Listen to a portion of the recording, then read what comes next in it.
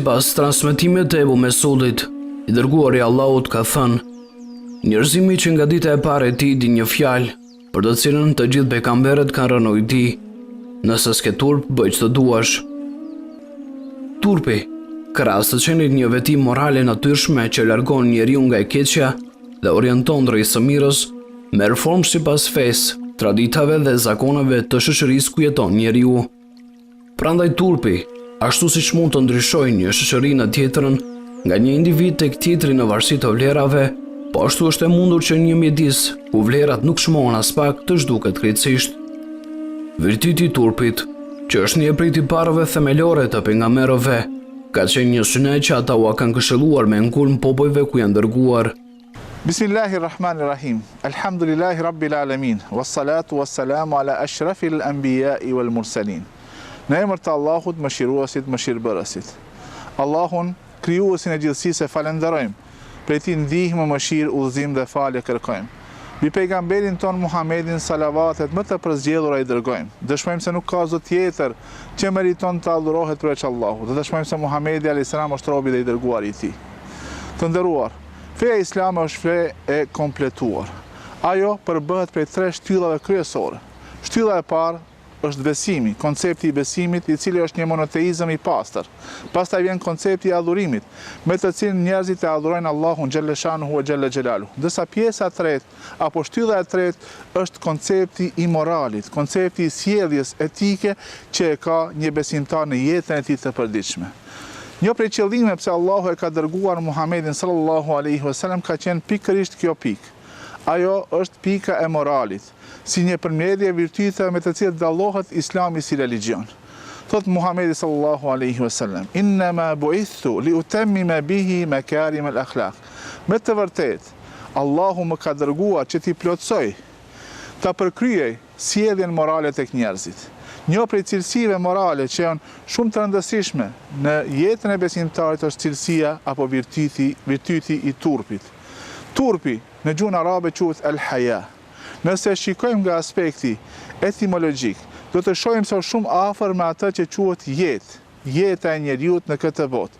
Prandaj një dietar shumë bukur thot dhe përshkruan turpin si një reflektim i asaj që quhet jetë e zemrës. Thot, një zemër e cila jeton jetën me fuqinë e saj të plotë, është ajo zemër e cila ka më tepër turp prej Allahut subhanahu wa taala, sepse një besimtar nuk ka mundësi ta jeton jetën ashtu si duhet nëse nuk turpërohet për ata që i ka bërë, nëse nuk ka turp prej veprave apo fjalëve që i bën.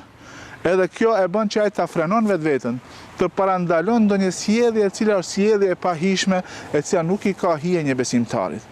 Prandaj, kur e kanë definuar turpin, dietarët kanë thënë është një virtyt i cili e motivon njeriu që të ndalon vetveten, ta frenon vetveten nga thënia e fjalëve që nuk i kanë hije, nga bërja e veprave që nuk janë të mira, po ashtu nga vendosja e vetvetes në një pozitë ku duhet ai të turpërohet. Me fjalën e gjuhës shqipe, kur kanë folur për turpin, e kanë përmendur dhe kanë thënë se është një ndjenjë fortë e turbullimit, e hutimit, e keqardhjes, e shqetësimit për shkak të diçka që e kemi thënë apo për shkak të ndonjë veprës që e kemi bërë. Këtë e ka edhe Islami. Prandaj, sipas Ibn Haxherit, turpi është ai i cili parandalon veprën e pahishme, po ashtu në të njëjtën kohë e motivon njeriu që të bën atë që kërkohet prej tij në aspektin moral ndaj çdo personit. Prandaj, në Islam, secili e ka të drejtën e vet, dhe ne si besimtar e kemi obligim ta plotësojmë atë të drejtë që e kemi ndaj tjetër kujt. Po ashtu edhe të tjerë i plotësojnë të drejtat që i kemi ne. Dhe drejta e tij po ashtu në shumicën e rasteve frenohet për shkak të turpit. Domethënë frenohemi dhe nuk bëjmë diçka që është e keqe për shkak të ndjenjes së turpit që e kemi në jetën tonë të përditshme. Thot një dietar, nëse do ta përshkruash turpin, përshkrimi më i mirë do të ishte se turpi është petku i besimit. Petku i besimit. Thonë dietarët se petku i besimit është turpi. Çfarë do të thotë kjo? Se turpi është një pjesë e pandarë prej besimit, e cila e bën njeriu që të jetë vazhdimisht me ndjenjën e mbikëqyrjes së Allahut subhanehu wa taala. Dhe kjo mbikëqyrje e Allahut xhaleshanuhu e bën ata që t'i kryen obligimet që i ka dhe në të njëjtën kohë ta frenon vetveten nga gjërat që nuk i kanë hije një besimtarit, nga fjalët dhe veprat për të cilat ka mundësi që të kritikohet apo mos e voftë Allahu ka mundësi të dënohet në këtë botë dhe në botën tjetër.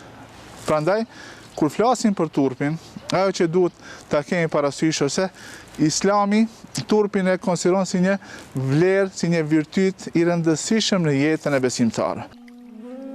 Edhe i dërguari i Allahut ka thënë: njerëzimi që nga dita e parë e tij di një fjalë për të cilën të gjithë pejgamberët kanë rënë ujë tij. Nëse s'ke turp, bëj ç'të duash. Kjo fjalë e cila tregon se për njeriu nuk është problem të bëjë ato gjëra që nuk i ngjallin turp, gjithashtu është një paralajmërim që tregon se në mungesë të turpit, njeriu nuk i mbetet kriter për të dalluar të keqen, prandaj mund të sillet si të dojë. Feja islame i kërkon njeriu që ndjenjen e turpit që gjendet në natyrshmërinë e njeriut ta formojë në drejtim të parimeve që ka caktuar Allahu i Madhërisëm dhe ta bëjë një tipar të karakterit unifikuar me personalitetin e tij.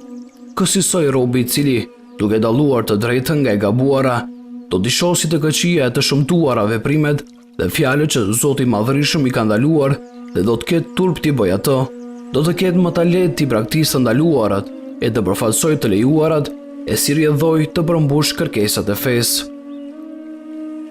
Prandaj dërguari i Allahut, duke thënë se besimi ka 70 ca pjesë, turpi është një prej pjesëve që ta ka vënë në dukje se turpi dhe besimi janë të ndërlidhur me njëri tjetrin dhe se pa njëri nuk mund të jetë as tjetri.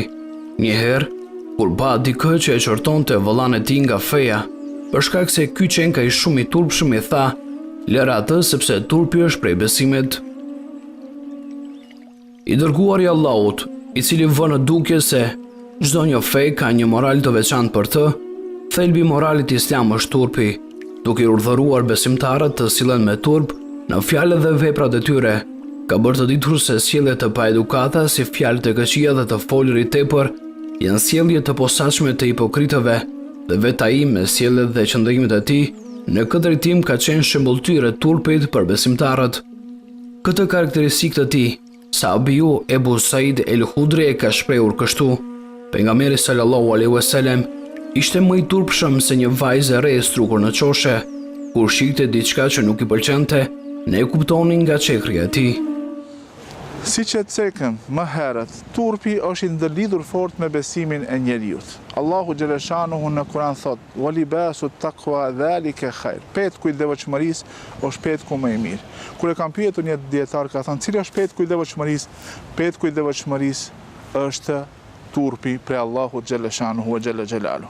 Thot Imam Gazaliu, një prej edukatorëve më të njohur të historisë islame, kur flet për turpin, dhe thot nëse arrim që tek fëmiu ta mbjellim turpin, ta kultivojmë turpin, kjo është një nisme e mbarë, sepse me kalimin e kohës ky djalosh do të fillon të bëhet shumë më tepër i vetëdijshëm për mbikëqyrjen e Allahut subhanehu wa taala. E mbikëqyrja e Allahut xhaleshanu është ajo që ne kërkojmë që vazhdimisht besimtari ta ketë parasysh.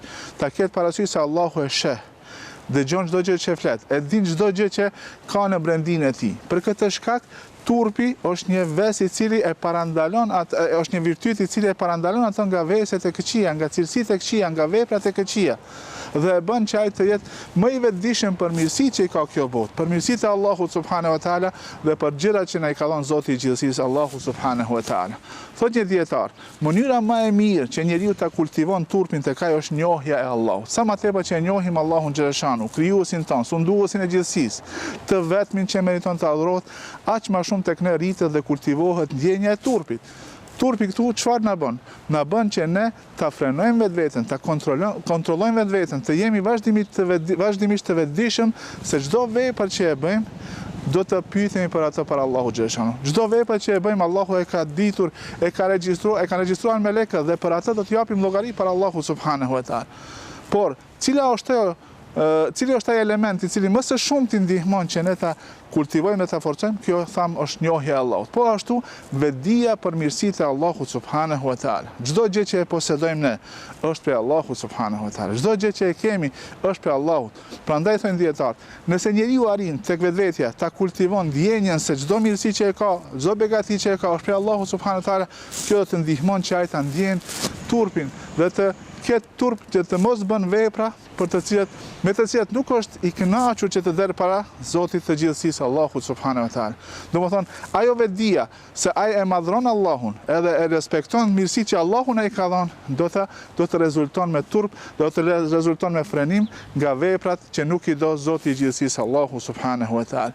Thot Gjunejdi, njëri prej edukatorëve më të njohur të historisë islame, thot الحياء مراقبة آلاء الله ومراقبة تقصيرنا. Çfarë do të thotë kjo? Njeriu do të arrin turpin. Atëherë kur të jetë i vetëdijshëm, apo vazhdimisht do ta kujton vetveten se mirësitë që i ka prej Allahu xhallahu, po ashtu do të jetë i vetëdijshëm për mangësitë e veta. Askush nuk është i kompletuar, askush nuk është ideal në sjelljen e tij. Secili ka mundësi të gabon. Edhe këtë e vërteton edhe pejgamberi kur thotë secili njeriu është gabimtar dhe gabimtarët më të mirë janë ata që pendohen. Por kur ne jemi të vetëdijshëm për mirësitë e Allahut dhe në të njëjtën kohë jemi të vetëdijshëm për dobësitë e brendshme që i kemi, atëherë do të frenohemi dhe do të kultivohet tek ne ndjenja e turpit për Allahu subhanahu wa taala. Për këtë shkak në një hadith Muhamedi sallallahu alaihi wasallam thotë: "El birru husnul khuluq. والإثم ما حاك في صدرك وكرهت أن يطلع عليه الناس." Ka thonë, bamirësia është morali i mirë. Bamirësia më e mirë është morali më i mirë, se ne shpesh nuk kemi mundësi të ndihmojmë njerëzit në mënyrën materiale, nga aspekti material. Prandaj sjellja jonë e mirë shpesh u jep ngushëllim, u jep lumturi, jemi shkak për gëzimin e dikujt që është i brengosur, që është i shqetësuar. Pastaj thotë wal ithmu ma hake fi sadrik. Dërsa mëkati është çka? Ajo që të bren në brendësinë tënde, ajo që të shqetëson në brendësinë tënde dhe e urren që njerëzit ta mësojnë. Faktikisht, njeriu në natyrën e tij e ka atë rregullatorin kryesor, i cili i tregon se çka është e mirë dhe çka nuk është e mirë që ta bëj. Dhe kjo është pjesë e natyrës së pastërt, e cila nuk është njollosur me mëkate dhe me gjëra të ndryshme. Prandaj njeriu kur është në këtë gjendje, në gjendje normale të natyrës së pastër njerëzore si e ka krijuar Allahu, shumë lehtë të dallon atë që është e mirë nga ajo që nuk është e mirë. Dhe atëherë del në shesh turpi, i cili e bën që ai njeri i cili është edukuar dhe i cili është besimtar i përkushtuar të mos bën diçka me të cilën nuk është i kënaqur Zoti i gjithësisë. Prandaj në një prej transmetimeve të këtij hadithi pejgamberi sallallahu alaihi wasallam thotë: "Wa in aftaka an-nas aw aftauk." Edhe nëse të japin njerëzit fetva, të japin përgjigje se kit lejuam me bë këtë. Ti nëse ndin keqardhje, nëse ndin shqetësinë në brendin tënde, atëherë mos e bëj, sepse kjo është pjesë e asaj që është besimi i besimtarit dhe pjesë e asaj që besimtarin e frenon nga veprat të cilat nuk i do Allahu xhalla shanuhu wa xhalla xhelaluhu. Prej shkaqeve që e kultivojnë turpin tek njeriu është njohja e Allahut, po ashtu vetdia për mirësitë e Allahut dhe begatitë e tij. Po ashtu është fakti se ibadeti për kushtimin dhe Allahu xhashanu një pjesë të rëndësishme apo një përbërës të rëndësishme ka dhe turpin. Domethënë ti duke e shfaq turpin dhe duke mos i bërë gjërat prej të cilat turpërohesh, ti e shfaq adhurimin tënd dhe për kushtimin dhe Allahut subhanahu wa taala. Po ashtu është edhe shfaqja e falënderimit dhe Allahut subhanahu wa taala për mirësitë që na i ka dhënë dhe për gjërat që i posedojmë dhe të cilat nuk do t'i kishin poseduar po të mos ishte mëshira e Allahut subhanahu wa taala. Prandaj kjo është shumë e rëndësishme që ne ta kemi parasysh. Sa më tepër që ta njohim Allahun dhe cilësitë e tij dhe emrat e tij të bukur, dhe sa më tepër se që të jemi të vetëdijshëm për mirësitë e Allahut dhe begatitë e tij, aq më shumë do të frenohemi nga veprat të cilat nuk i do Zoti i gjithësisë Allahu subhanahu wa taala. I dërguari Allahut, i cili inkurajonte sahabët për të qenë të turpshëm, ka thënë se kudo dhe te kushdo që gjendet paturpshësia shëmton, kurse turpi kudo dhe te kushdo që gjendet jeshon, dhe i ka lëvdruar njerëzit të turpshëm. Për shembull, në një rast kur po fliste për virtytet e sahabëve të tij, Osmanin radiallahu anhu e cilësoi si sahabin më të turpshëm. Kur një sahab, të cilën i dërguari Allahut po e këshillonte që sa të mundesh, Përpiqo të mos ja shfaqësh askujt pjesët e turpshme të trupit, e pyeti nëse duhet të tregonte të njëjtin kujdes edhe duke qenë i vetëm, ai u përgjigj se më idejnë për të patur turp prej tij është Allahu. Me këtë pejgamberi sallallahu alaihi wasallam u mësonte besimtarve se para gjithkujt duhet patur turp prej Allahut dhe po ashtu ka mësuar edhe se si duhet turpëruar prej tij. Një ditë kur i këshilloi sahabët, kini turp siç duhet prej Allahut, sahabët e pyetën: "O i dërguari i Allahut, falënderimi takon Allahut, ne turpërohemi prej Allahut." I dërguari fisnik sallallahu alaihi wasallam i sharoi kështu fjalët e tij: "Kjo nuk është ashtu siç e kuptoni ju. Të turpërohesh siç duhet prej Allahut, do të thotë të mbrosh kokën me të gjitha organet e saj dhe barkun me të gjitha organet e tij, nga çdo lloj mëkati dhe harami, që gjithnjë të kujtohet vdekja dhe kalbja në tokë. Ai që dëshiron jetën amshuar, i braktis solit e dunjas, kushdo që vepron kështu, është turpëruar siç duhet prej Allahut." Robi që jeton me ihsan, pra duke vepruar sikur ta shikte Allahun me vetëdijen, sa i e sheh, turpërimi prej tij e bën që kudo dhe kurdo të jetë besimtar i devotshëm, çka është edhe kërkesa të gjithëmëshirshmit nga robërit e tij. Cilat janë përfitimet nga turpi, nga ky virtyti i Islamit? Virtyti i parë apo përfitimi i parë për këtij virtytit është se është qelësi i çdo të mirë. Një ditë i dërguari Allahut Muhamedi sallallahu alaihi wasallam tha: "El haya'u la ya'ti illa bi khair." Dijeni se turpi nuk vjen me diçka tjetër përpos me diçka që është e mirë, që është e dobishme. Prandaj është qelës i çdo të mirë. Nëse ne kemi turp në dorën tonë, e kemi qelësin i cili i hap çdo mirësi, edhe është e hap çdo derë pas të cilës qëndron ndonjë mirësi prej Allahut subhanahu wa taala. Po ashtu prej përfitimeve prej turpit është se turpi është një virtyt, një veçori unike për njeriu e edukuar. Njerëzit që kanë edukat konsiderohen se janë njerëz të turpshëm, që nuk bëjnë gjëra për të cilat ndoshta nuk do të jenë të pajtimit që të dalin apo të shfaqen në atë mënyrë para njerëzve.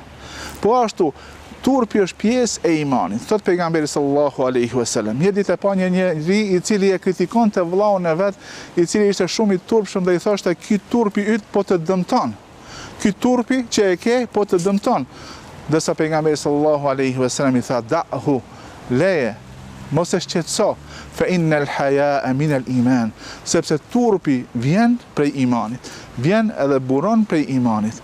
Për këtë shkak, thuhet se Sulejmani a.s. ka thonë, struktura që e mban imanin është turpi. Nëse humbet turpi, atëherë bjen edhe struktura mbi të cilën qëndron imani dhe besimi dhe bindja jon dhe Allahu xhalla shanuhu wa xhalla xhelalu. Një dietar po ashtu ka thonë, nuk është dënuar askush me një dënim më të ashpër sesa nëse zemra e tij apo nga zemra e tij nxirret turpi dhe ajo zemër mbushet me paturpsi. Turpi ka qenë porosie të gjithë pejgamberëve.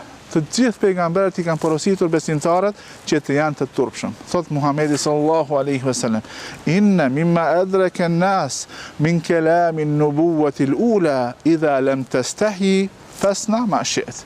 Nga fjalët që na kanë ngelur, që i kemi trashëguar nga porositë e pejgamberëve të mëhershëm, është fjalia apo urdhri, këshilla: nëse nuk ke turp, atëherë vepro çfarë të duash. Atëherë bën çfarë të duash. Nëse nuk ke turp, atëherë vepro çfarë të duash. Kjo është porosia e gjithë pejgamberëve, edhe porosia e pejgamberit tonë. Prandaj thuhet se kultura e arabëve i ka pas shumë virtyte të larta me të cilët janë dalluar arabët. Prandaj thuhet në një rast se kur Ebu Sufjani ka shku në Siri edhe është taku me Heraklin, i cili ka qenë sundimtari i asaj zone, e ka thirrë që ta pyet për pejgamberin Muhammedin sallallahu alaihi wasallam. Dhe i thot Herakli atyre që ishin pranë Ebu Sufjanit që nëse thot diçka që nuk është e vërtetë, ju të më paralajmëroni. Çfarë thot Sufjani? Thot, po të mos ishte turp që të gënjej, do të gënjeja për Muhamedit sa. Do të thonë edhe ata kanë pas ndjenjën e turpit, prandaj dietarët thonë se turpi është pjesë e natyrës njerëzore, po ashtu është diçka që kultivohet, që përfitohet me edukat, me njohje të Allahut, me gjëra të ndryshme që e ndryshojnë cilësinë apo karakterin e personit. Po ashtu, turpi është stoli e imanit. Thot pejgamberi sallallahu alaihi wasallam, ma kana al-haya'u fi shay'in illa zanahu. Në çdo gjë në të cilën ka turp, ka një dosë të turpit, ajo gjë zbukurohet, ajo gjë fiton një bukuri të jashtëzakonshme dhe pasurohet me bukuri për shkak dhe stoliset për shkak të turpit që e kanë ata. Po ashtu të gjithë pejgamberët e kanë pas këtë cilësi. Për Musain a.s. thuhet se kanë hayyan, ka qenë shumë i turpshëm. Prandaj është vej shumë që të mos ja shohin trupin e tij. Edhe për pejgamberin sallallahu alaihi wasallam thonë e përshkruajnë dhe thonë kana ashaddu haya'an min adhra fi hujriha. Ka qenë më i turpshëm se sa një vajzë e re, sa një vash e cila është në dhomën e saj. Edhe kështu kanë qenë të gjithë pejgamberët, kanë qenë të turpshëm. Prandaj këto përfitime që i kemi nga turpi janë përfitime shumë të mira, shumë të mëdha dhe shumë të dobishme për neve, të cilat ne si besimtar duhet që t'i kemi parasysh. Dhe për në fund, do ta cekmi çështjen e asaj se në legjislacionin islam a ka ndikim turpi. Çfarë do thotë kjo? Nëse ne nuk e bëjmë një vepër për shkak të turpit, a është e logjikshme dhe a është e arsyeshme që ne të presim shpërblim prej Allahut subhanahu wa taala? Disa dietarë janë pyetur për këtë pyetje dhe e kanë parashtu pyetja ka qenë kështu. Nëse shoh një xhenazë e cila kalon pranë meje dhe unë i bashkangjitem asaj xhenazës për cilën se xhenazës për shkak të turpit që e ndjej, a kam sevap? Se nuk e kam bërë për hir të Allahut. Thot dietari i cili është pyetur për këtë çështje, thotë ki ke dy shpërblime. I ke shpërblimin e turpit prej Allahu xhaleshanu, edhe e ke shpërblimin që e ke përcjell një xhenazë deri tek përfundimi i saj. Po ashtu, nëse dikush e shfrytëzon turpin e disa njerëzve për me përfituar nga pasuria e tyre dhe me marrë atë që e posedojnë, edhe kjo në këtë rast është mëkati dyfisht. Nga se nuk lejohet që ne t'i keqpërdorim njerëzit dhe ta shfrytëzojnë turpin e tyre për të përfituar prej tyre nga aspekti material apo në ndonjë aspekt tjetër. Kjo çfarë do të thotë? Se turpi është një lloj freni i cili e frenon njeriu nga gjërat të cilat janë vese, të cilat janë cilësi jo të mira, fjalë që jo të këndshme, vepra prej të cilave ne vetë për nga natyra jonë turpërohemi apo na vjen keq nëse domethënë gjendemi në një situatë të tillë. Prandaj në fund Allahu na lut që të na pasuron edhe të na bën për atyre që e stolisin vetën me turp i cili na motivon që të bëjmë vepra të mira, po ashtu edhe turp i cili na frenon nga veprat me të cilat nuk është i kënaqur Allahu xhaleshanuhu wa xhala xhelalu. Zoti ju bekoft. Wassalamu alaikum wa rahmatullah. I dërguari Allahut ka vënë dukje se turpi është i mirë në tërsinë e tij, por ndjenja e turpit që e pengon njeriu t'i përmbush përgjegjësitë që ka ndaj Allahut, që e pengon atë nga kërkimi i së drejtës që i takon dhe e pengon që të bëjë punë të mira, nuk përputhet as pak me konceptin e turpit në fenë islame. Turpi i tillë e dëmton vetë njeriu dhe e privon atë nga kryerja e punave të mira. Kjo gjendje që e le të pafuqishëm njeriu në fakt nuk është turp por droj. Sahabët e shuar të pejgamberit sallallahu alaihi wasallam, duke ofruar shembullin më të mirë të edukatës dhe turpit, u kanë treguar rrugën mbrezave të mëvonshëm në këtë drejtim. I dërguari Allahut në një hadith ku ka inkurajuar turpin ka thënë: Allahu është i turpshëm, i mbulon turpet dhe të metat, e do turpin dhe mbulimin e trupit. Në një rast tjetër, për të thënë se Allahu do të përgjigjet patjetër lutjeve, ka thënë: Vërtet Zoti juaj i madhërisëm është i turpshëm dhe bujar. Kur robi ngre duar drejt tij për t'ju lutur, ai turpërohet ta kthej duar bosh.